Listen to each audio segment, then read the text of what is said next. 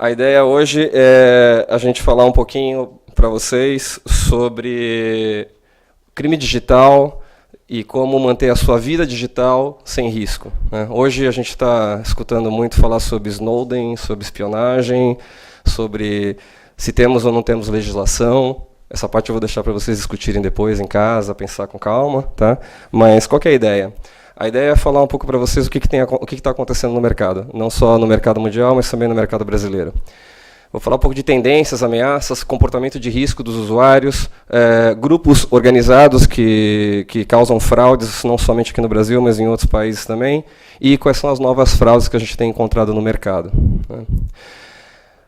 A tendência hoje é que as pessoas tenham cada vez mais equipamentos móveis no bolso, na mochila, em casa, no escritório. Para vocês terem uma ideia, hoje 60% dos usuários no mundo possuem mais de 3 ou mais dispositivos com acesso à internet, tá? Vocês devem ter ouvido falar há pouco tempo atrás, um ano e meio atrás, sobre a discussão do IPv6. Quem não sabe o que é o IPv6, o IP é aquele endereço numérico que cada máquina tem para acessar a internet, ser identificada na internet. E a versão anterior, que era o IPv4, esgotou, não tinha mais endereço para todo mundo, porque a gente cada vez carrega mais dispositivos eletrônicos. Hoje, quem tem um carro mais moderno tem um carro que tem um IP também, né? A sua televisão tem um IP, você já pode comprar geladeiras com IP, micro-ondas com IP. Logo, logo, a sua casa inteira vai usar entre 20 e 25 IPs, e por isso que a gente mudou para o IPv6. Porque aí eu vou ter muito mais IPs para toda a população que tem no planeta e todos os devices que a gente quer usar. A estimativa que a gente tem, não só a McAfee, mas essa é uma estimativa de um estudo que a gente contratou, estima-se que o volume de tablets esse ano vai chegar a 203 milhões de unidades. O ano passado, o volume de tablets vendidos no mundo já ultrapassou o volume de PCs e notebooks e laptops, né? As pessoas estão cada vez mais preferindo um tablet ou um smartphone do que um computador. Eu ainda sou um pouco da antiga, eu tenho um laptop aqui em cima, tá? O mercado de celulares vai crescer esse ano 9,6%. Para vocês terem uma ideia, no Brasil, a gente já tem 2,3 celulares para cada habitante. Obviamente que em centros mais desenvolvidos como São Paulo, Rio, Minas, Curitiba, Rio Grande do Sul, etc., a gente tem mais do que isso, 3 ou 4 por habitante. Na região norte, boa parte do Nordeste, menos, tá? Mas logo, logo a gente deve chegar à média de 3,1 celulares por habitante. Da mesma forma que os equipamentos vêm aumentando em quantidade no mundo, as ameaças também vêm aumentando. Por quê? O que o atacante faz? Lá nos anos 80, para quem... estou entregando a minha idade aqui, mas para quem já tem entre 35 e 40 anos, tá? Vocês devem lembrar lá do Melissa, do I Love You, né? Alguns vírus que ficaram famosos na época. Por quê? Porque aquelas pessoas que fizeram aquele vírus, elas queriam notoriedade, né? O Melissa era a garçonete da lanchonete que o rapaz lá frequentava. Ele queria impressionar ela, ele fez um vírus e deu o nome dela para o vírus, certo? Já não é mais assim, as pessoas não querem mais notoriedade, eles não querem impressionar uma garota, um grupo estudantil, um governo ou uma empresa, porque muitas empresas contratavam esses atacantes naquela época. Hoje em dia, são gangues organizadas, né? A gente está falando de crime organizado, né? Eles são organizados, muitas vezes eles nem se conhecem, eles só conhecem os seus nicknames, trocam informações pela internet, cada um tem uma tarefa específica, e eles querem roubar no volume. Existe ainda aquele atacante que vai atacar uma empresa, ou um órgão do governo, ou um país? Sim, existe, mas essa é a minoria. Hoje em dia, os atacantes querem atacar no volume. Por quê? Se eu mando um phishing, né? Um phishing é aquele e-mail indesejável, tipo spam, que você recebe toda hora, mas que ele te oferece uma isca, te oferece uma oferta. Phishing é pescando em inglês, né? Então eu jogo uma isca. Você mordeu a isca, você é uma vítima, certo? Então geralmente é aquele e-mail que vai te oferecer uma passagem aérea baratinha, uma TV de 50 polegadas por metade do preço, né? Ou simplesmente vai dizer assim, olha, seu nome está no Serasa, clique aqui para que a gente possa te ajudar. Você clica e você contamina a sua máquina, tá? Se eu mando um e-mail para milhões de pessoas e 10% disso cai na isca, eu tô no lucro, certo? Não gastei nada para fazer isso. Gastei o quê? Um pouco de tempo para digitar um e-mail, certo? Conseguir aquele código provavelmente de algum lugar na internet, porque a gente vai ver que tem várias plataformas de ataque que alugam isso, tá? Uma máquina que eu disparei isso e provavelmente tem milhões de outros para fazer o mesmo por mim, Tá? Então é muito barato para o atacante fazer um ataque hoje em dia. E ele ataca no volume, e qualquer percentual de pessoas que seja vitimada pelo aquele ataque é lucro para ele. Tá? Para vocês terem uma ideia, o cavalo de Troia, né, o Trojan Horse, que é um tipo de vírus que ele entra na tua máquina e ele permite que o atacante tenha controle da máquina, ele teve uma mutação, ou seja, as pessoas começaram a criar esse cavalo de Troia especificamente para roubar senhas de contas online, como sua rede social, seu e-mail, serviços na nuvem, mas também roubar senhas de banco, de cartão de crédito, ou seja, qualquer tipo de senha que você digitar. Só no último trimestre do ano passado, o número de cavalos de Troia para roubo de senha cresceu 72%. Tá? Por que cresceu tanto? Porque as pessoas começaram a ficar menos atentas às suas senhas. E por que elas ficam menos atentas às suas senhas? Porque primeiro, senha é um negócio complicado, né? Acho que vocês... eu vou mostrar algumas estatísticas aqui, eu tenho certeza que vocês vão se encaixar em muitas delas. Tá? A gente não gosta de senha, né? A gente esquece a senha, a gente não quer trocar a senha, a gente tem a mesma senha para todos os serviços. Eu não tenho, tá? Se vocês tiverem, vocês vão ver que vocês estão nas minhas estatísticas aqui. Mas o que é legal aqui é que é o seguinte, as pessoas passaram a não utilizar mais serviços standalone, ou seja, eu não uso mais serviços na minha máquina, eu uso serviços na nuvem através de um dispositivo móvel, um tablet ou um smartphone. Tá? Então a senha é a porta de entrada para esses serviços na nuvem. Certo? Outra coisa que atrai os atacantes. Quando a gente carrega um celular no bolso, né, o meu iPhone, o meu Samsung Galaxy, ou seja lá qual for o tipo de celular que vocês utilizem, que é um smartphone, certamente, tá? A gente pensa naquele cara como um celular. Mas ele não é um celular. Ele é um computador que também fala. Certo? Quando vocês compram um celular, o que as operadoras ou os fabricantes te vendem? Elas te vendem, olha, você vai ter acesso às suas redes sociais 24 horas por dia, você vai poder assistir os seus vídeos online, você vai poder ficar em contato com seus amigos e ter entretenimento 24 horas por dia. Eles não falam que existe um risco por trás disso, tá? Porque senão não venderia os celulares ou não venderia o serviço que eles querem vender. Tá bem? Talvez a gente devesse fazer um protesto também, como fizeram, né? Vamos para a rua para pedir mais segurança nos celulares, mas na verdade é isso mesmo, a gente não requer isso. Quantos de nós vão na operadora ou no fabricante do celular dizer, olha, eu queria um celular mais seguro? A gente não faz isso. Tá? Quando o mercado começar a fazer isso, certamente os fornecedores vão reagir de uma forma positiva e vão começar a fornecer segurança nesses aparelhos também. As amostras de malwares, né? Malware é qualquer tipo de código malicioso, vírus, por exemplo, para ambiente móvel, cresceram 44 vezes em um ano, ou seja, no ano passado, em relação ao ano anterior. Tá? Isso demonstra que os atacantes percebem que a gente está mais vulnerável nesse ambiente móvel, e eles estão fazendo mais ataques para esse ambiente. E o número de URLs, né, os endereços, os links suspeitos, aumentaram 70% só no último trimestre do ano passado. Hoje, se vocês fazem uma busca, em qualquer mecanismo de busca na internet, a chance de você ter como resposta na primeira página um link contaminado por vírus, o que vai te contaminar, é de 51%. Tá? Então é bastante grande. Você não pode sair clicando em qualquer resposta que o Google, o Yahoo ou o Bing vão te dar na primeira página. Tá? Bom, outro problema é que, globalmente, a gente está publicando muita coisa. Né? Os usuários, um terço dos usuários no mundo passam mais de 20 horas por semana online. A gente fez uma pesquisa com adolescentes brasileiros ano passado, de 13 a 17 anos, e eles disseram que eles ficam mais de 6 dias por semana online. Quer dizer, eles não ficam 24 horas por dia, mas eles passam todos os dias da semana online em algum período. Tá? O adolescente brasileiro é o que mais publica vídeos e fotos no mundo. Tá? O segundo colocado é a Austrália. Tá? Só para vocês terem uma ideia de tamanho e desenvolvimento tecnológico. A gente não é o país mais desenvolvido em termos de acesso à internet, mas a gente publica muito mais do que outros países e coloca muito mais gente em risco com isso. Agora, uma outra coisa interessante que a gente captou numa pesquisa feita é que, embora os brasileiros façam tudo isso, eles têm conhecimento do risco. 81% das pessoas entrevistadas disse que preocupam-se com o roubo da sua identidade online. Quer dizer, eles sabem, nós, né, sabemos que existem riscos, A gente só esquece disso na hora que está navegando na internet. Tá? 74% diz que já tiveram danos por vírus ou por outras ameaças de software ou hardware. E 71% já tiveram sua privacidade violada na internet. Isso são dados de brasileiros. Tá? Bom, 57% dos brasileiros hoje possuem mais de 3 dispositivos digitais que têm contato com a internet. Os homens possuem a maioria deles. Tá? 23% dos homens têm mais de 5 dispositivos, contra 16% das mulheres. Não sei explicar porquê, mas os homens acabam adotando a tecnologia mais rapidamente do que as mulheres. Isso as deixa um pouco mais seguras. Né? Tá.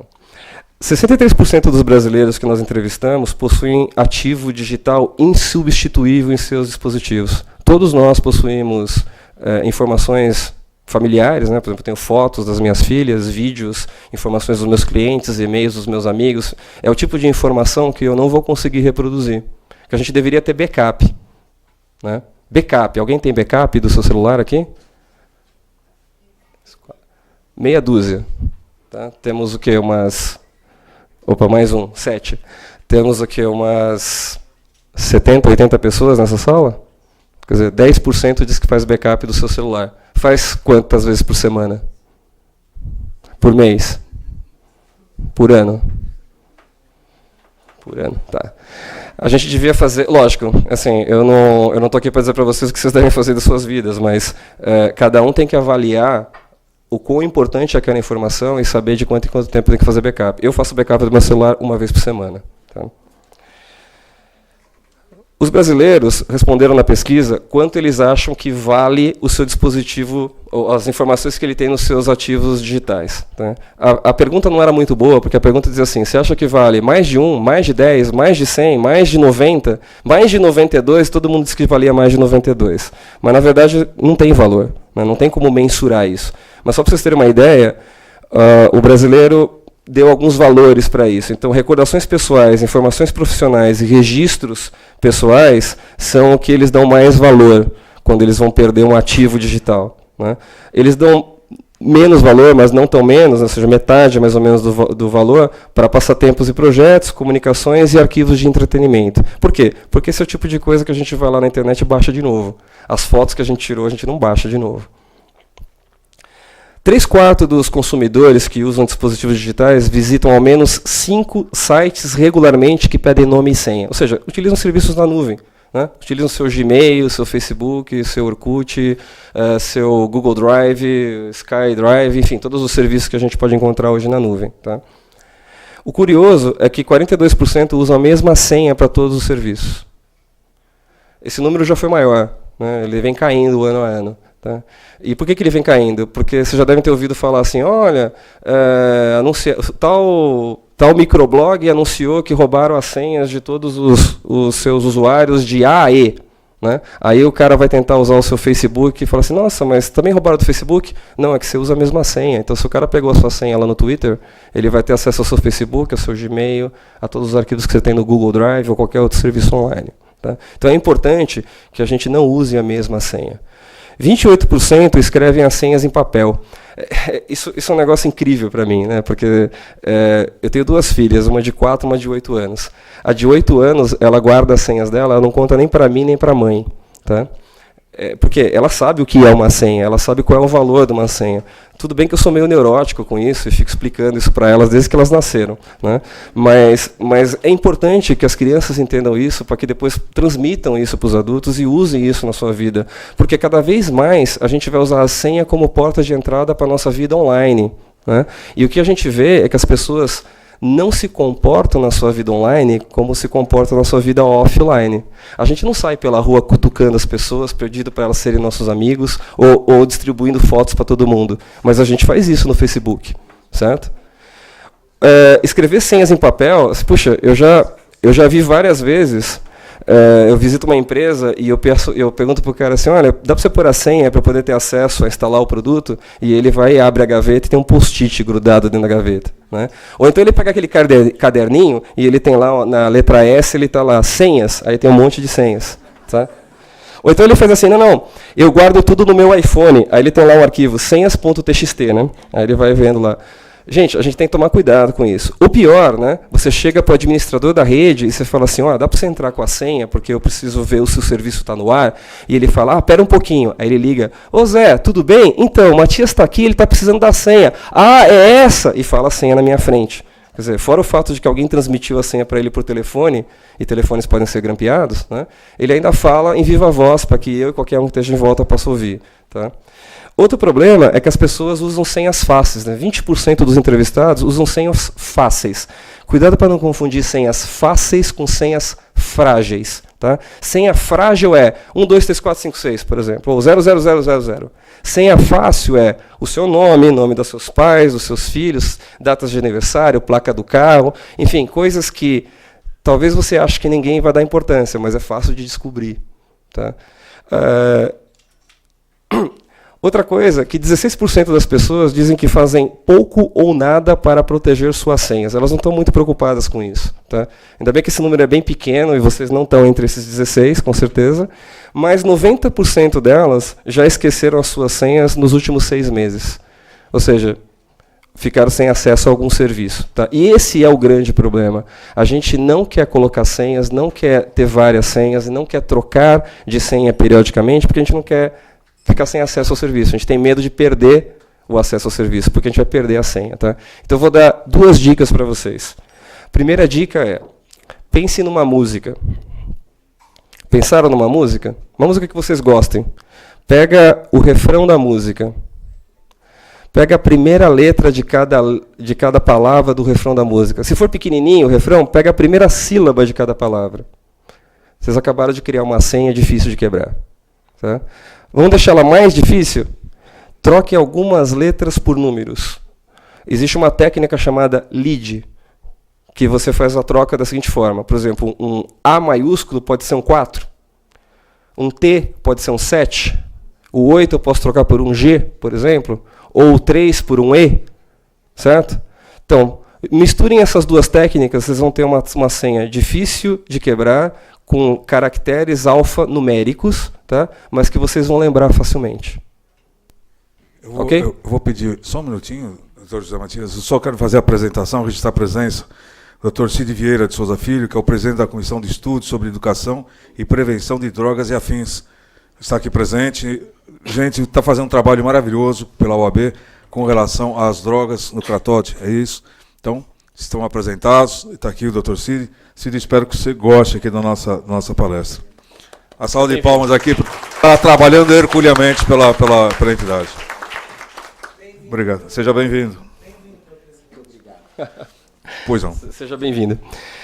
Então, retornando ao tema das senhas. Se vocês fizerem isso, pensarem numa música, pegarem as primeiras letras, as primeiras sílabas no refrão, trocarem algumas letras por números, vocês já vão criar uma senha fácil de vocês lembrarem, mas difícil de eu poder quebrar, por exemplo.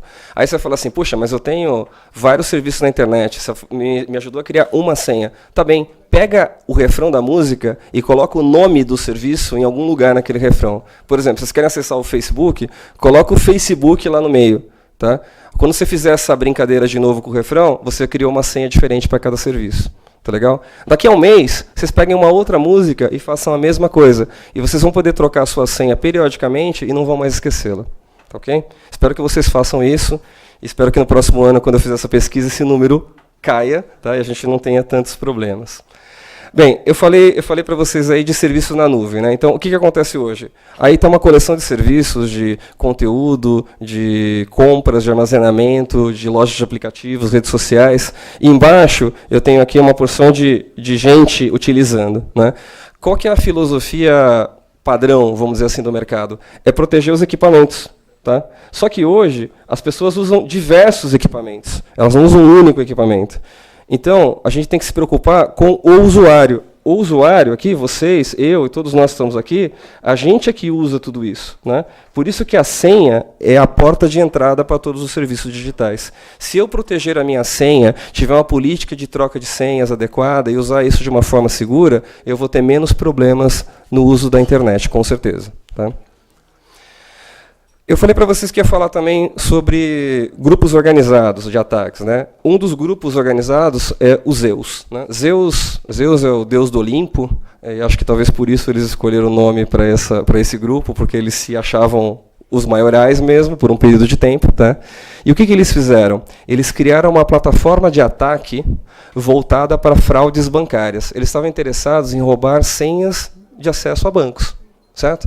E como eles faziam isso? Eles criaram um programa, eles tinham servidores sediados em vários países, principalmente no leste europeu e na Ásia, e eles anunciavam no eBay, né, o eBay, um site de leilões americanos, quanto custava para qualquer um utilizar aquilo. Então, qualquer um que não tem nenhum conhecimento de segurança da informação ou que não tem nenhum conhecimento hacker, podia chegar lá e alugar aquela plataforma por um período de tempo e dizer o que queria fazer, e eles faziam isso para você. Tá? Eles ganharam muito dinheiro com isso. Eles estão atuantes desde 2010, eles têm um foco descentralizado, quer dizer, eles não estão interessados em atacar uma empresa, uma corporação, eles atacam quem você quiser, desde que você pague para eles para fazer isso. Tá? É fácil de ter acesso, porque é pela internet, certo?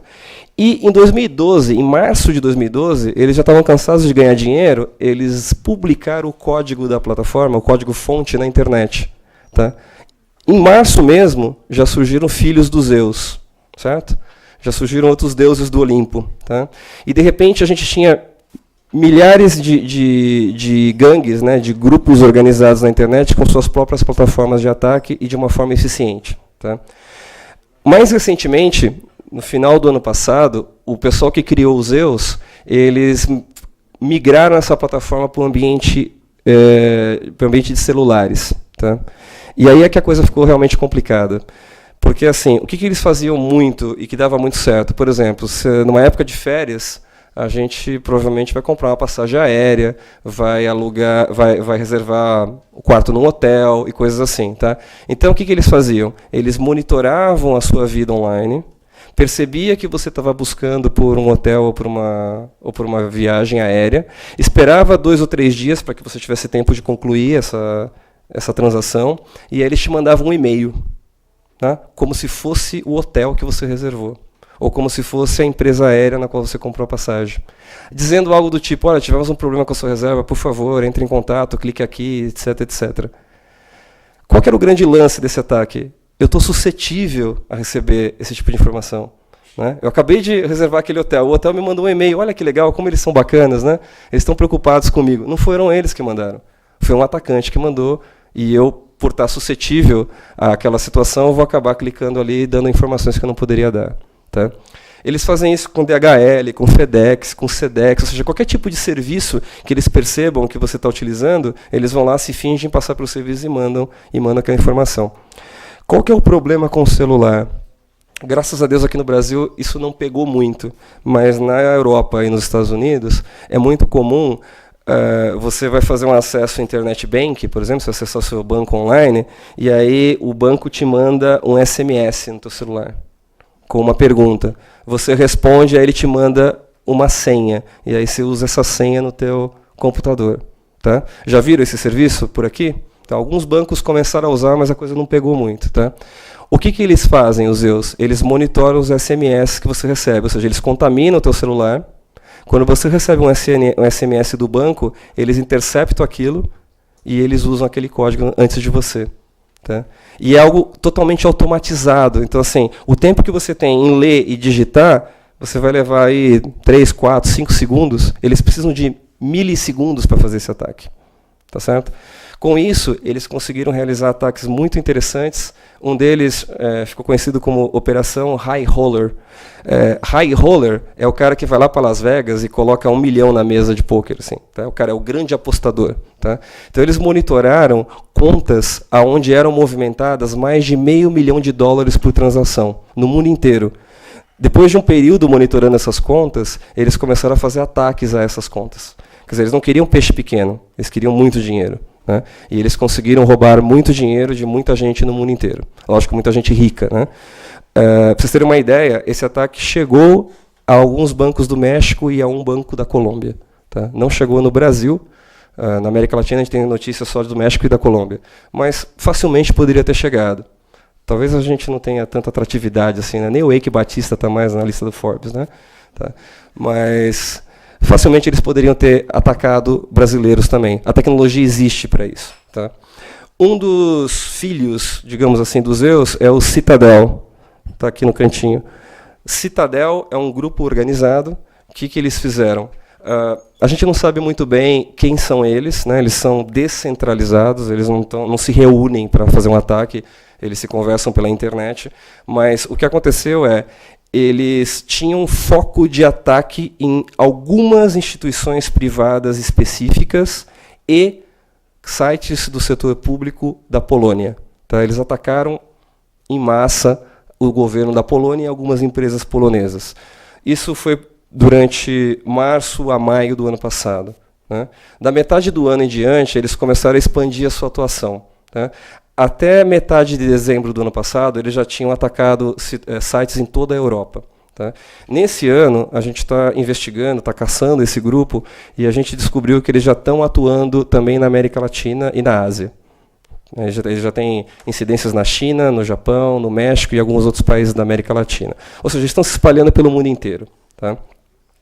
Por que eles conseguem fazer isso de uma forma rápida? Porque eles usam redirecionamento de DNS. Sabe o que é DNS? Sabe quando vocês vão lá acessar o site da OAB? Vocês não vão lá e digitam 200.246.100. qualquer coisa. Vocês digitam lá www.oab.org.br. Eu vou aprender, eu juro que eu vou aprender. Tá? Então, por quê? Porque isso é mais fácil para a gente guardar, está mais próximo da nossa linguagem humana. Certo? Só que existe um serviço chamado DNS, que ele traduz esse domínio para um endereço IP do servidor que você quer acessar. O que esses caras fazem? Usando a mesma técnica dos Zeus, eles interceptam o teu pedido, eles não deixam o teu pedido chegar no servidor que você quer acessar, e eles respondem como se fosse esse servidor. Tá?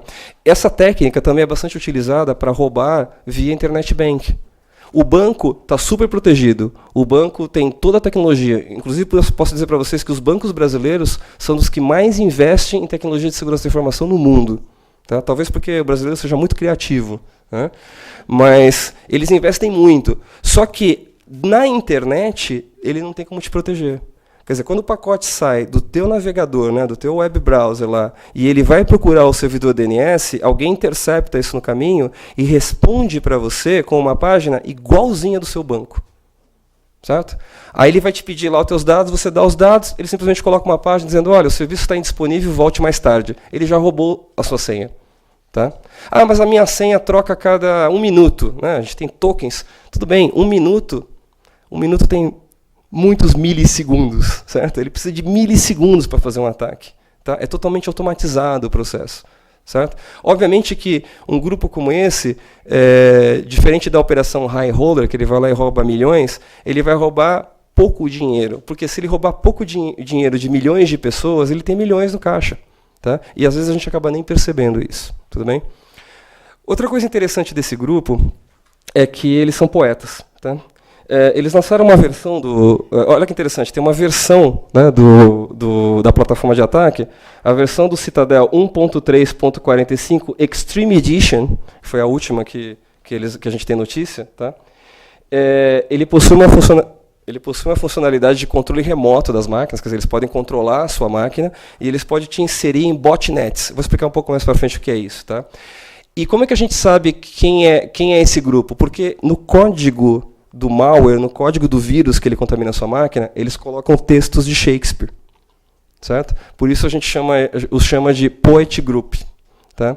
E é muito legal porque você consegue realmente ler um texto de Shakespeare. E o texto que ele coloca lá tem a ver com o ataque que eles estão fazendo. Eles são realmente muito poéticos. Tá?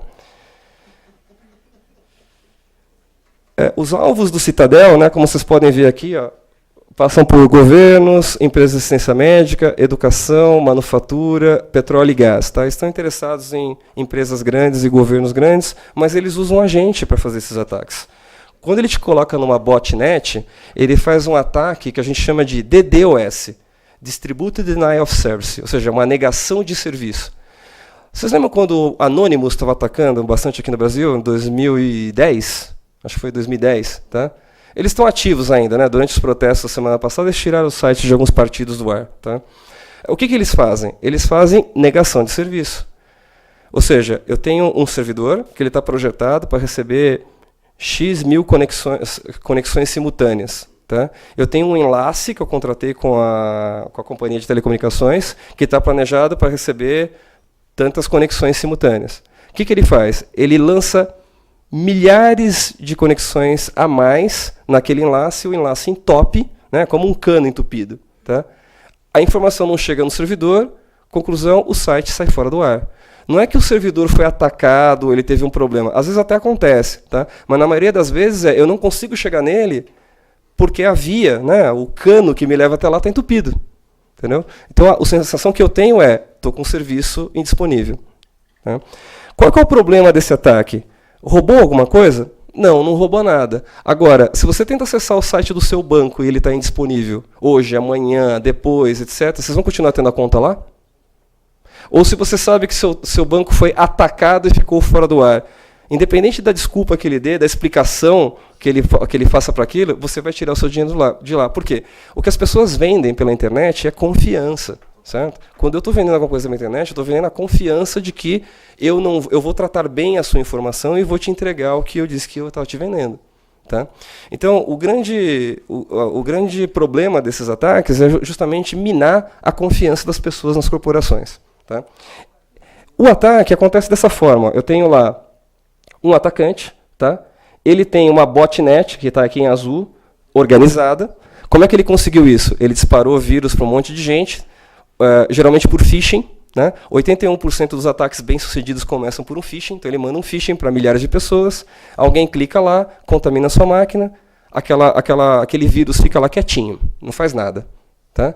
Um dia o atacante brinca de Simon Diz. Sabe? Lembra quando era pequeno a gente brincava de Sigo Mestre, Simon Diz, né? Ele fala assim, Simon Diz, ataque em determinada máquina. E aí todo mundo sai atacando aquela máquina. Ou aquela empresa, ou aquele provedor, etc. Tá? Aí acontece isso aqui que vocês estão vendo. Tá? Milhares de máquinas no mundo saem atacando os seus alvos. Tá? Esse ataque é real. Esse ataque aqui aconteceu no dia 4 de julho de 2011, quando diversas máquinas, diversas botnets sediadas na Ásia, aqui boa parte disso aqui é a China, tá? E a Coreia, as Coreias, atacaram todos os sites do governo americano e tiraram vários sites do governo americano do ar, num 4 de julho. É interessante, né? Porque assim, era um 4 de julho, então é uma data bastante importante para os americanos, era um sábado, tá?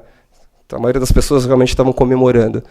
Então não tinha muita gente alerta, não tinha muita gente para reagir àquele ataque. O ataque em si não roubou nenhuma informação, não causou nenhum dano a nenhuma informação, mas tirou os serviços da Casa Branca, do NSA, da CIA, do FBI e de uma porção de outros órgãos do governo, do DoD, do Pentágono, saiu tudo do ar.